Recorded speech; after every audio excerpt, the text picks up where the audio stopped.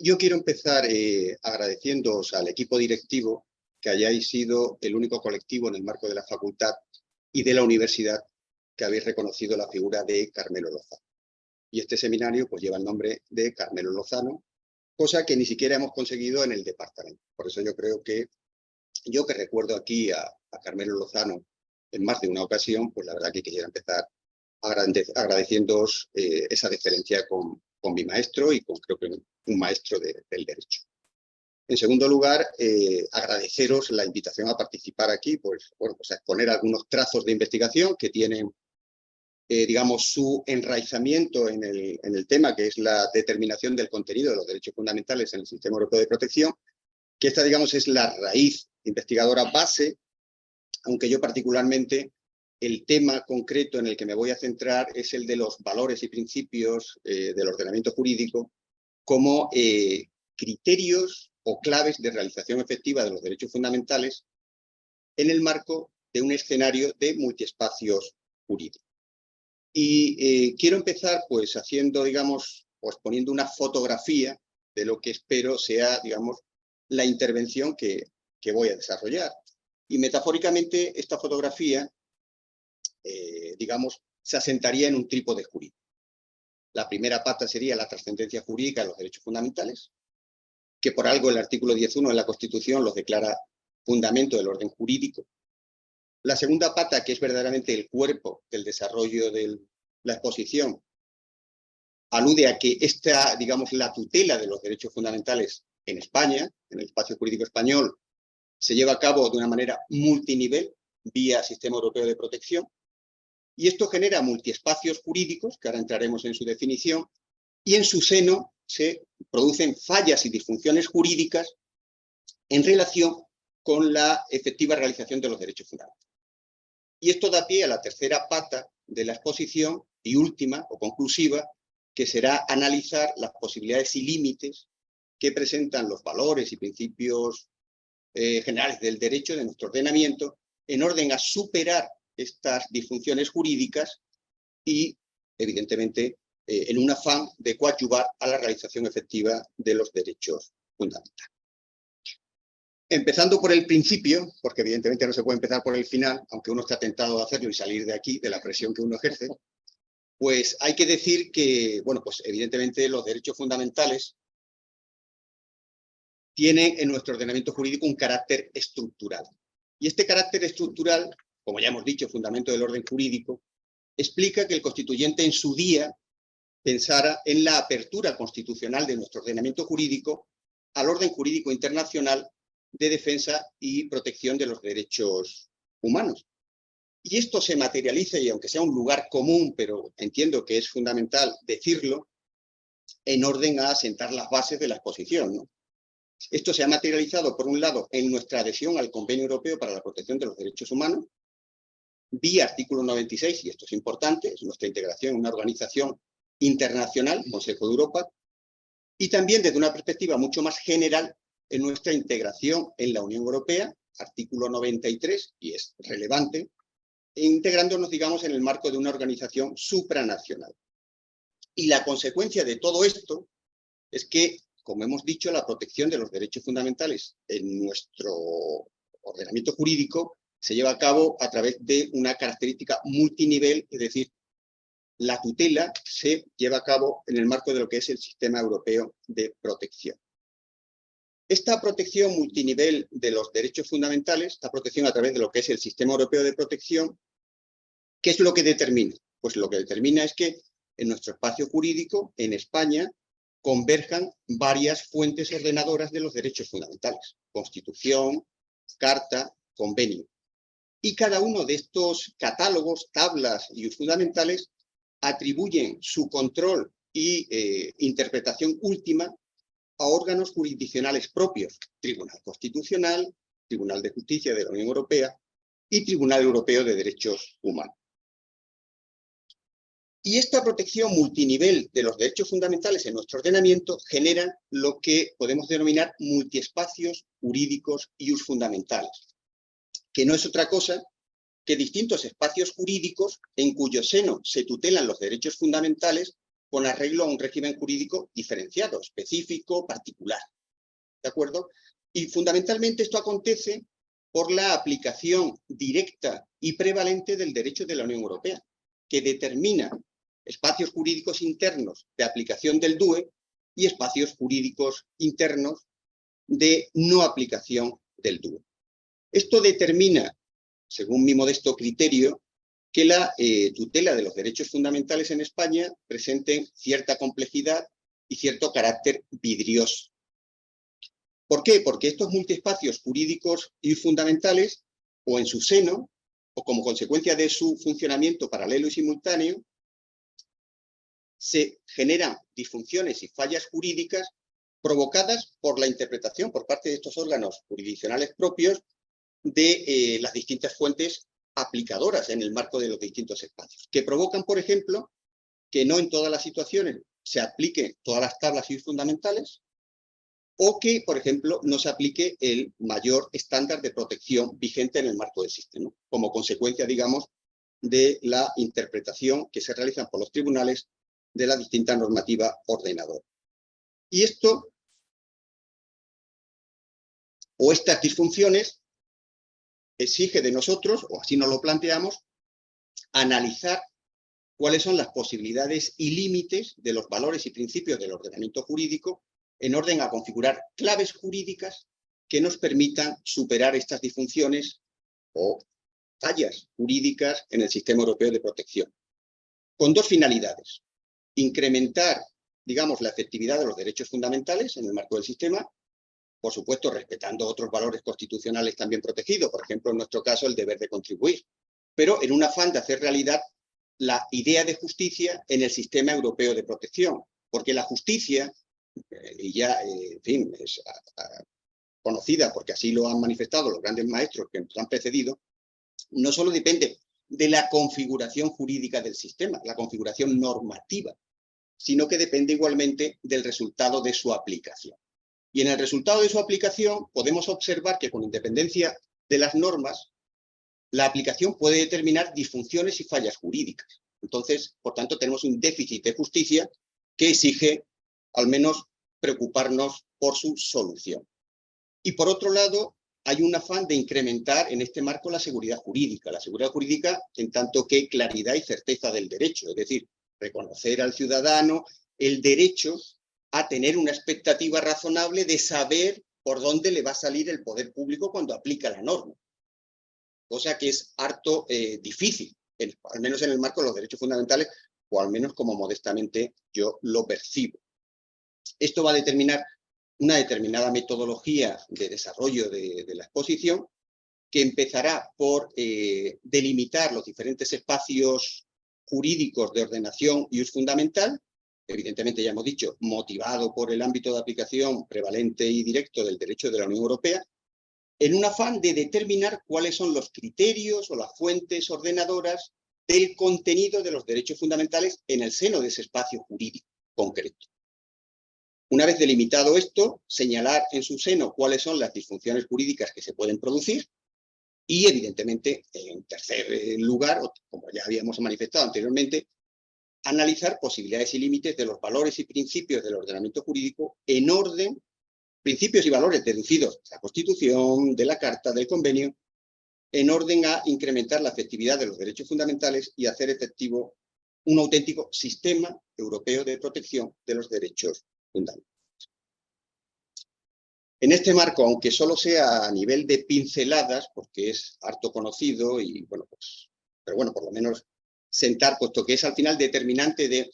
la generación de los distintos espacios jurídicos, se producen como consecuencia fundamentalmente de la aplicación del derecho de la Unión Europea en nuestro espacio jurídico interno, porque forma parte de nuestro ordenamiento, pese a ser un ordenamiento jurídico autónomo. Hay que aludir a qué determina el ámbito de aplicación del derecho de la Unión Europea, es decir, cuándo los poderes públicos internos actúan en el marco del derecho de la Unión. Y desde esta perspectiva, nos encontramos con que el Tribunal de Justicia de la Unión Europea tiene una interpretación extensiva de lo que es aplicación del derecho de la Unión Europea. Y entonces, toda actuación de los poderes públicos internos que presentan un vínculo de conexión con el derecho de la Unión Europea es ámbito de aplicación. Es decir, toda actuación de los poderes públicos que implique o que afecten o que tengan como finalidad la aplicación efectiva del derecho de la Unión Europea se considera ámbito de aplicación. Esto es claramente perceptible, por ejemplo, cuando los poderes públicos internos están cumpliendo obligaciones que imponen el DUE, por ejemplo, cuando el legislador transpone una directiva, o cuando un órgano judicial o administrativo aplica una norma traspuesta. Esto es evidente, pero igualmente se proyecta, y esto es un poquito más difícil de entender, pero es una realidad jurisprudencial consolidada, cuando los poderes públicos internos adoptan medidas, una norma, una resolución judicial, en el marco de un ámbito no armonizado, pero resulta que en la medida en que esa norma no armonizada afecta o incumple un mandato de la Unión Europea, por ejemplo, afecta a la lucha contra el fraude en el IVA o a la preservación del interés fiscal de la propia Unión Europea, pues resulta que estamos también en el ámbito de aplicación del derecho de la Unión Europea. Yo creo que un ejemplo ilustra mejor que mis palabras abstracta lo que acabo de decir. Por ejemplo, las sanciones administrativas. Las sanciones administrativas no están ordenadas ni están armonizadas por el derecho de la Unión Europea. Pero en la medida que esas sanciones administrativas se imponen en una materia de IVA, resulta que para el Tribunal de Justicia de la Unión Europea, puesto que su objeto es garantizar la correcta recaudación del IVA y la lucha contra el fraude fiscal en materia de IVA, pues estamos en el ámbito de aplicación del derecho de la Unión Europea, ¿no? Porque, como dice el tribunal, estaríamos en el marco de la ejecución por parte de los Estados miembros de su obligación de adoptar todo tipo de medidas necesarias para garantizar la íntegra percepción en fin, para garantizar el interés fiscal de la Unión. Y eso acarrea el hecho de que esa actuación de los poderes públicos, en ese marco concreto, en cuanto afecta a un recurso propio como el IVA, pues resulta que estamos en el marco de aplicación del derecho de la Unión Europea. Igual que ocurre con actuaciones que nada tienen que ver con normativa armonizada, pero afecta a una libertad fundamental, y eso evidentemente es relativamente fácil que la conteste. También se considera ámbito de aplicación. A sensu contrario, es decir, todas las acciones de los poderes públicos internos realizadas fuera del ámbito de aplicación del DUE, pues evidentemente no están vinculadas por el derecho de la Unión Europea. Es decir, actuaciones de los poderes públicos en el marco de tributos no armonizados, ni se considera aplicación del DUE, ni se aplica la Carta, ni se considera competencia del Tribunal de Justicia de la Unión Europea. Bueno, entrando ya, digamos, con la descripción de los distintos espacios jurídicos y fundamentales. Digamos, el frontispicio relativo al ámbito de aplicación del DUE genérico es viene presidido por una expresión muy simple, que basta decirlo para equivocarse en la exposición, que es allí donde hay aplicación del DUE, procede la aplicación de los derechos fundamentales de la Carta. Así de sencillo. ¿De acuerdo? Pero claro, lo que hay que cuestionar ahora, lo que hay que especificar es que la Carta puede aplicarse como criterio determinador u ordenador del contenido de los derechos fundamentales de forma exclusiva o de forma coordinada con los derechos fundamentales constitucionalizados. ¿Y de qué va a depender eso? Pues va a depender de que se esté aplicando un DUE reglado o de un DUE no reglado. O va a depender de que los derechos fundamentales constitucionalizados afecten a los principios de primacía, unidad o uniformidad o efectividad, perdón, del derecho de la Unión Europea. Así, por ejemplo, el primer espacio jurídico interno de tutela iusfundamental sería el que viene presidido por la aplicación del DUE reglado. Es decir, en el marco de la aplicación por parte de los poderes públicos internos del DUE reglado, y cuando hablamos de DUE reglado con todas las matizaciones que se pueden hacer porque no son conceptos cerrados, pero genéricamente hablamos de DUE reglado cuando la regulación del derecho de la Unión Europea establece una armonización incondicional. Es decir, no da margen de discrecionalidad a los propios poderes públicos internos en orden a la ejecución del mismo. Es decir, por ejemplo, no permite el no ejecutar el derecho de la Unión Europea, ¿no? Pues para el Tribunal de Justicia de la Unión Europea, cuando nos movemos en este marco de DUE reglado, la tutela, por tanto, el contenido del derecho fundamental con arreglo al cual hay que tutelar los derechos fundamentales afectados por la aplicación de este acto de due reglado es exclusivamente con base en el contenido fundamental de la regulación que realiza el derecho de la Unión Europea reglado. Siempre, evidentemente, que ese contenido fundamental del derecho de la Unión Europea reglada se enmarque dentro de lo que es el contenido fundamental de la Carta. Pero lo trascendente aquí es que eso se aplica y se va a determinar, digamos, la tutela de los derechos fundamentales con arreglo a ese contenido fundamental, aunque el contenido fundamental del derecho constitucionalizado presente un estándar de protección superior. ¿De acuerdo? Aunque eso acontezca, se va a aplicar el due reglado. ¿Qué es lo que hace el Tribunal de Justicia de la Unión Europea en este marco? Pues, evidentemente, arrumbar la interpretación del artículo 53 de la Carta, en el sentido de que los derechos fundamentales constitucionalizados constituyen un mínimo o un estándar mínimo de protección. Artículo 53, que viene a establecer que la tutela de los derechos fundamentales afectados por la aplicación del DUE se llevará a cabo con base en el contenido del derecho fundamental constitucionalizado si este contenido es superior al estándar de protección de la Carta. Porque trata de evitar así la propia vulneración de estos derechos fundamentales constitucionalizados. De hecho, el 53 literal viene a decir: ninguna de las disposiciones de la Carta podrá interpretarse como limitativa o lesiva de los derechos reconocidos por las constituciones de los Estados miembros. Y de hecho, así lo entendió el propio Tribunal Constitucional cuando en el auto de planteamiento de la cuestión prejudicial en el asunto Meloni parte del 53 de la Carta como una cláusula de estándar mínimo de protección. Pero no solo es que lo entienda así el Tribunal Constitucional español, o lo entendiese, sino es que en las propias explicaciones de la Carta, del artículo 53, literalmente dice: el objeto de la misma es mantener el nivel de protección que ofrecen actualmente en sus respectivos ámbitos de aplicación el derecho de los Estados miembros. Sin embargo, el Tribunal de Justicia de la Unión Europea quiebra esta interpretación del artículo 53 con arreglo a tres principios. Primero, entiende que esa interpretación del artículo 53, que parece la propia, menoscabaría el principio de primacía, porque permitiría a un país como España pues restringir o poner obstáculos a la aplicación de un acto de aplicación del derecho de la Unión Europea en el marco de un DUE reglado, plenamente conforme con la Carta, por el hecho de que no se acomoda a los derechos fundamentales constitucionalizados. En segundo lugar, cuestionaría la uniformidad del nivel de protección de los derechos fundamentales garantizados por el DUE, y en tercer lugar, afectaría al principio de efectividad, porque permitiría una dispar aplicación de ese acto reglado en el marco del derecho de la Unión Europea en función de los diferentes niveles de protección y fundamental contenidos en las constituciones nacionales. Y ello sería, digamos, contrario a los principios de confianza y reconocimiento mutuo que implica la adopción por parte de los Estados miembros de forma armonizada de una regulación concreta, ¿no?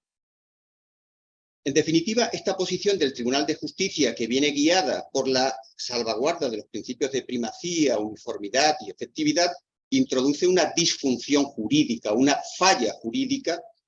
en el resultado del juego de la convergencia de las distintas tablas fundamentales proyectables en el marco de este espacio jurídico, ¿no? Y que se materializa en la inaplicación en aquellas situaciones de ejecución interna del DUE reglado del mayor estándar de protección fundamental vigente, que coincidiría en nuestro caso con el derecho fundamental constitucionalizado en orden a salvaguardar el contenido fundamental del propio acto del derecho de la Unión Europea, porque, bueno, pues que evidentemente es DUE reglado y, a lo sumo, pues es acorde con la Carta. El Tribunal Constitucional Español aceptó esta doctrina, que es básicamente aceptar el principio de primacía del derecho de la Unión Europea, y lo acepta materialmente porque resuelve la sentencia del Tribunal Constitucional, resuelve la cuestión planteada aplicando materialmente lo que es el contenido y el fundamental de la Carta, es decir, aplica directamente el contenido y el fundamental de la sentencia del Tribunal de Justicia de la Unión Europea, pero eso lo hace materialmente, porque formalmente salvaguarda, digamos, su competencia, diciendo que, evidentemente, se aplica el derecho fundamental constitucionalizado interpretado conforme a la carta o a la doctrina jurisprudencial determinada en la propia sentencia. Porque con ello lo que el Tribunal Constitucional, yo creo que equivocándose, lo que trata de salvaguardar es: yo tengo el monopolio en el espacio jurídico interior para tutelar los derechos fundamentales. ¿De acuerdo? Yo tengo, pero en verdad lo que está haciendo es una superación de lo que es la interpretación conforme. La interpretación conforme no puede llegar a restringir un derecho fundamental constitucionalizado porque no era el contenido propio de ese derecho. No lo había interpretado así el Tribunal Constitucional. Y lo hace exclusivamente para aplicar de plano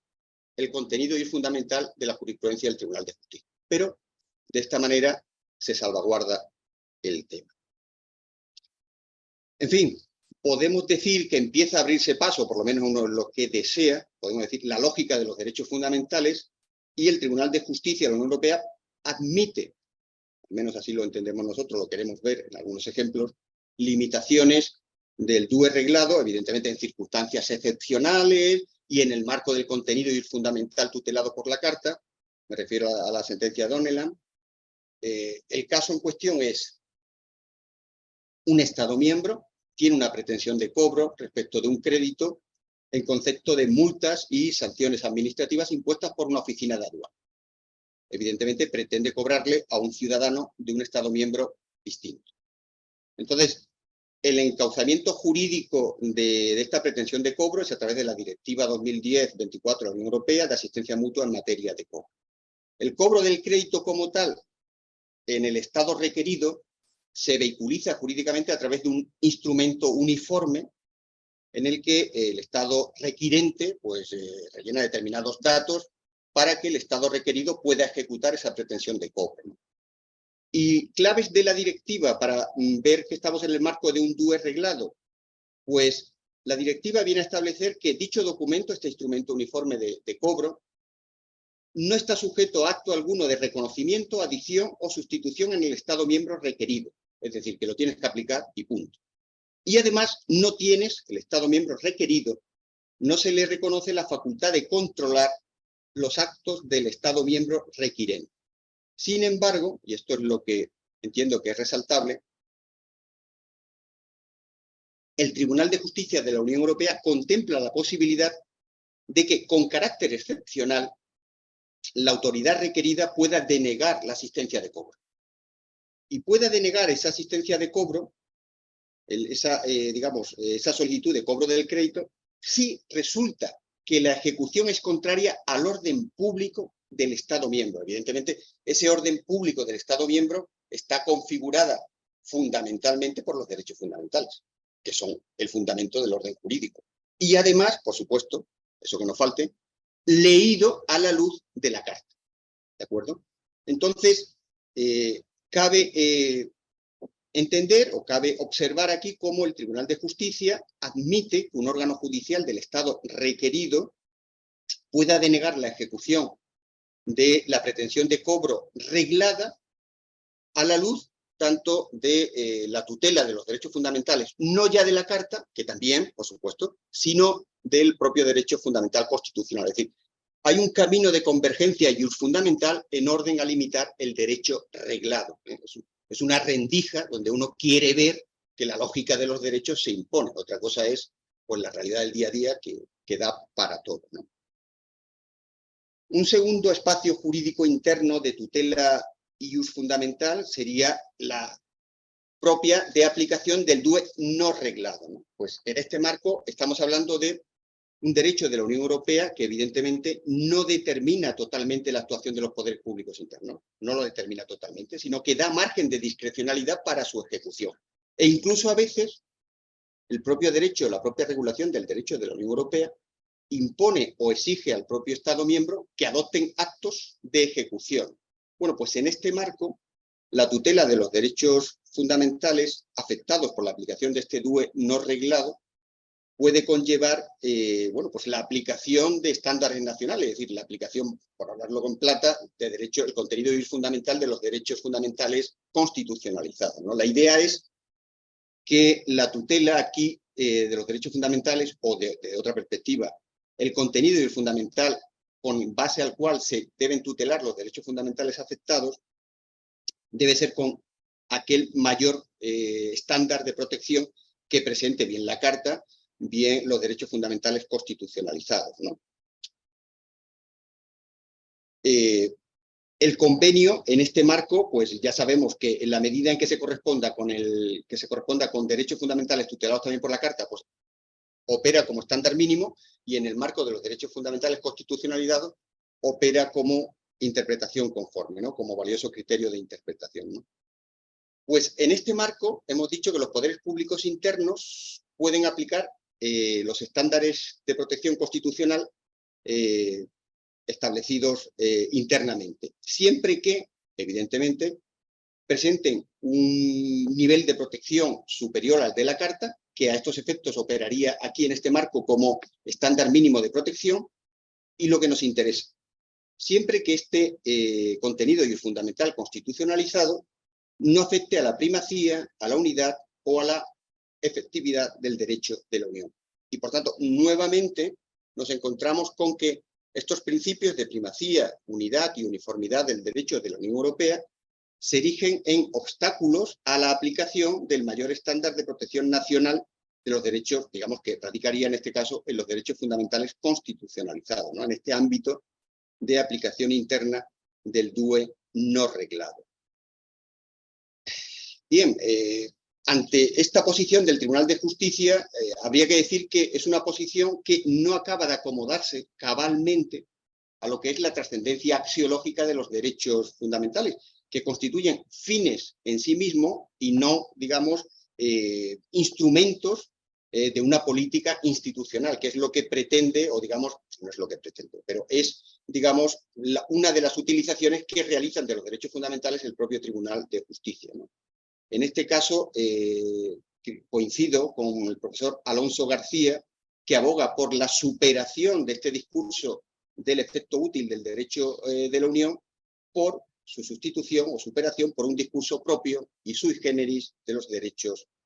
fundamentales. El tercer y último espacio jurídico de tutela iusfundamental sería, pues, el que es ajeno o está fuera del ámbito de aplicación del derecho de la Unión Europea. Pues en este marco, el derecho interno, fuera del ámbito de aplicación del derecho de la Unión Europea, del DUE, la tutela de los derechos fundamentales se llevarían a cabo con base en los derechos fundamentales constitucionalizados, por supuesto interpretados por el Tribunal Constitucional conforme al convenio y a la Carta, que aquí aparecen como valiosos criterios interpretativos del sentido y del alcance de los derechos fundamentales constitucionales. Es decir, los contenidos iusfundamentales constitucionalizados aparecerían como cánones de garantía iusfundamental, mientras que la Carta y el Convenio aparecerían como cánones de interpretación conforme. En este espacio jurídico interno, ajeno, digamos, a lo que es la aplicación del derecho de la Unión Europea, se generan igualmente disfunciones jurídicas, generalmente, o al menos inseguridades jurídicas, fruto del diferente régimen jurídico que tutela los contenidos fundamentales que se proyectan en cada uno de esos espacios que, digamos, operan de manera simultánea y paralela. Y para ilustrar, al menos estas disfunciones, o para que se visualice, citaremos dos ejemplos someros. Imaginemos, por ejemplo, un procedimiento de aplicación de los tributos, un procedimiento inspector, que tiene por objeto, por una parte, el IVA, y por tanto es un tributo armonizado y por tanto enmarcado dentro del ámbito de aplicación del derecho de la Unión Europea. Pero también tiene como objeto un impuesto sobre sociedades o un impuesto sobre la renta de personas físicas, que es un impuesto no armonizado, por tanto ajeno a la aplicación del derecho interno del derecho de la Unión Europea. Entonces, la pregunta, para ilustrar esta disfunción, o al menos estas inseguridades, porque ya digo que esto en la realidad luego se liman en parte, la pregunta sería, ¿con arreglo a qué contenido iusfundamental, Constitución, Carta o Convenio, deben ordenarse los derechos fundamentales afectados dentro del desarrollo de este procedimiento único? Porque el procedimiento inspector es único,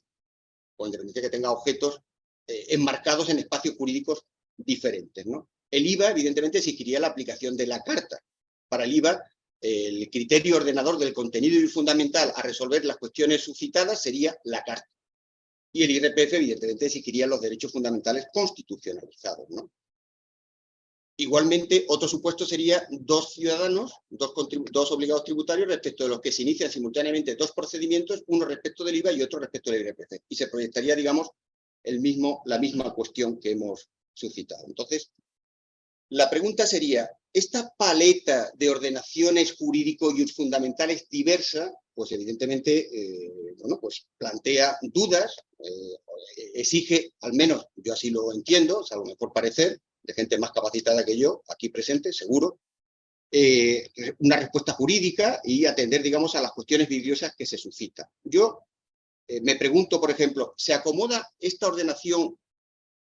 fundamental al principio de seguridad jurídica del 9.3? ¿Se acomoda el derecho fundamental de igualdad en la aplicación de la ley del artículo 14? ¿Se acomoda al principio de procedimiento único?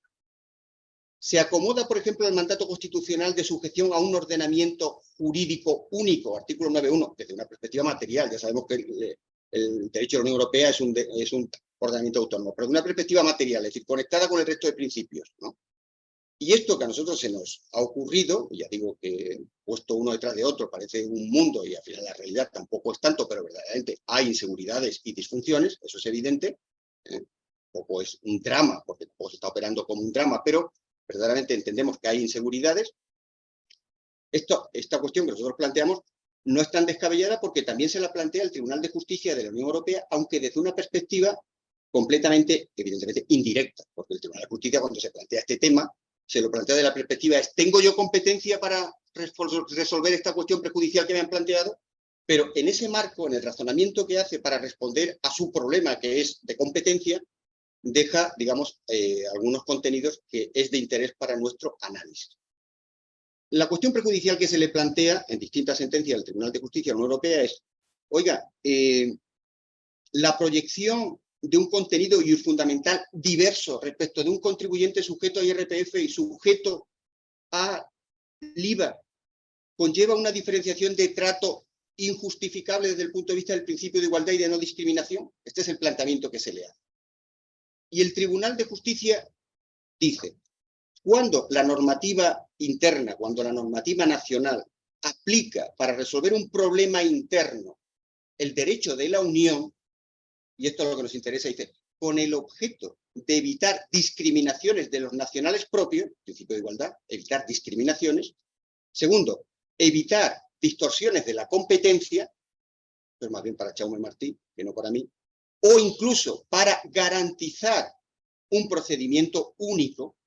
Es decir, el Tribunal de Justicia de la Unión Europea se está planteando que en estas situaciones se ponen en cuestión principios de igualdad, procedimiento único,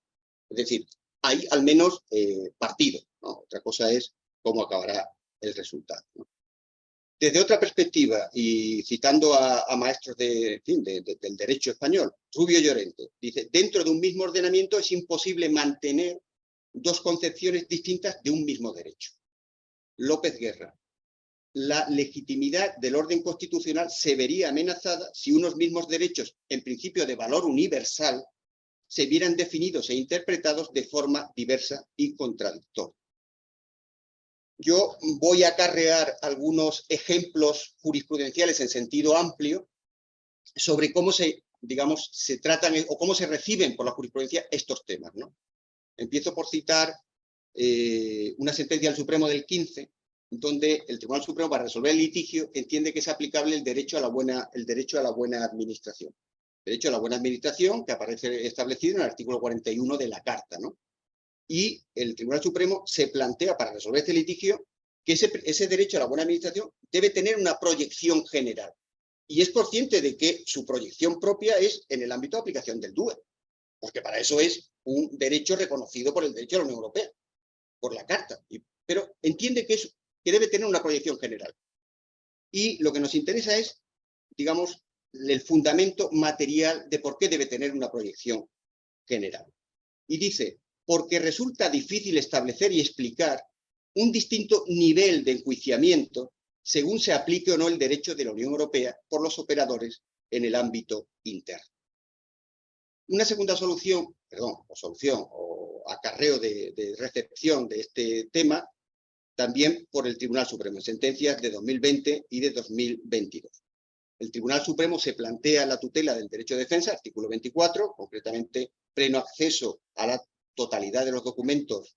procedentes de otro procedimiento y plenitud de medios de impugnación en el marco de un procedimiento inspector en cuyo seno se realizan actuaciones de determinación del valor normal de mercado en operaciones vinculadas en relación con el impuesto sobre sociedades. Por tanto, estamos en el marco del derecho interno ajeno a la aplicación del DUE. Y el litigio lo resuelve el Tribunal Supremo proyectando el contenido y el fundamental de la Carta, tal como este contenido y el fundamental se interpreta por el Tribunal de Justicia de la Unión Europea en una sentencia, concretamente 16 de octubre del 19, en materia del impuesto sobre el valor añadido. Y el expediente formal para explicar el acarreo del contenido y el fundamental de la Carta interpretado por el Tribunal de Justicia al ámbito ajeno a la aplicación del derecho de la Unión Europea, el expediente formal es la analogía. El expediente es la analogía. Sí, pues bueno, esto es lo que tenemos, también es nuestra, son nuestros tribunales, ¿no? Y con ello tenemos que lidiar y luego dogmatizar, se supone, en función de la capacidad de cada uno. Pero lo que nos interesa no es eso, no es el expediente formal. Para mí, lo interesante es la justificación material. Y la justificación material es, lo relevante, dice el Supremo, es garantizar la integridad, por tanto, el contenido pleno del derecho de defensa. Y eso ya, digamos, está más cercano al principio de favor libertatis, ¿no? Un tercer ejemplo, por ejemplo, es el Tribunal Constitucional en el marco de la sentencia 67-2020, en un recurso de amparo en materia de pruebas sobre el IRPF, por tanto, ámbito ajeno a la aplicación del DUE, donde acaba solventando el tema aplicando una sentencia del Tribunal de Justicia de la Unión Europea sobre el IVA, y el tema de base es, la agencia tributaria dicta acuerdos de liquidación y acuerdos de imposición de sanciones en el marco del IRPF, y lo que se cuestiona por el demandante es, oiga, usted está vulnerando derechos fundamentales porque está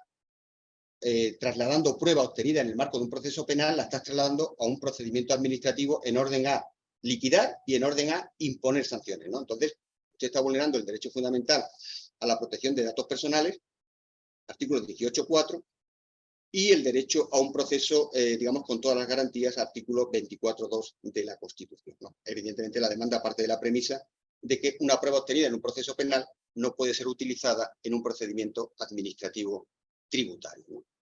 El Tribunal Constitucional rechaza la premisa, aplica el estándar de protección de la Carta, tal como se interpreta por la sentencia del Tribunal de Justicia de la Unión Europea del 17 de diciembre de 2015,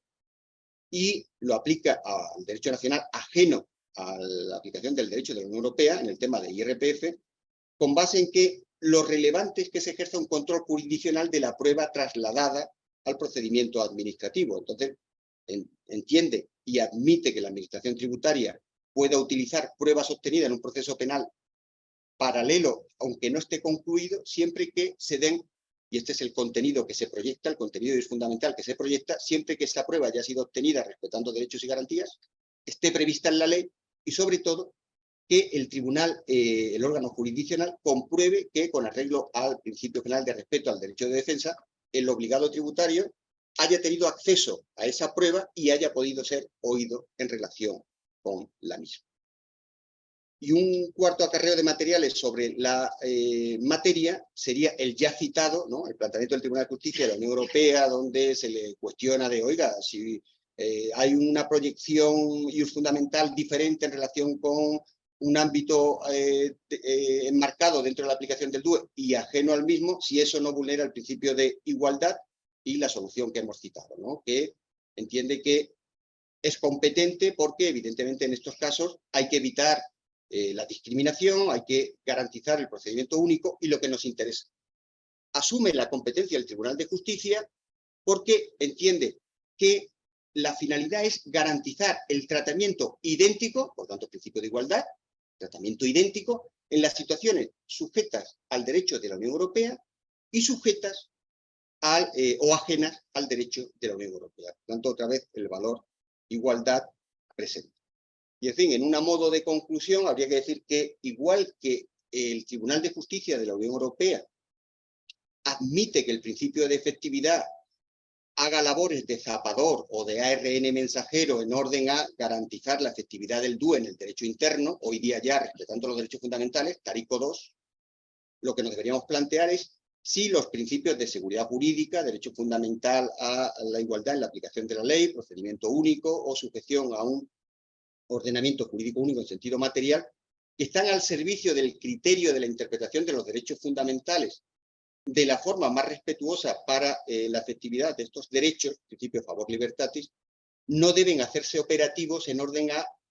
superar los problemas que genera pues, este escenario de multiespacios jurídicos, haciendo realidad la seguridad jurídica por un lado y por el otro la tutela íntegra de los derechos fundamentales en el marco de lo que debiera ser un sistema con mayúsculas, ¿de acuerdo? Y es que, desde nuestro punto de vista, los valores, fundamentalmente el principio de seguridad jurídica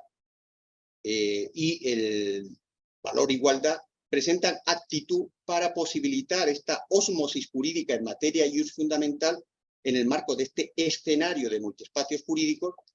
encaminado o coadyuvando a hacer realidad, digamos, la efectividad de los derechos fundamentales en el sistema europeo de voto. Y eso es lo que tenía que contar. Y ahora que lluevan los palos.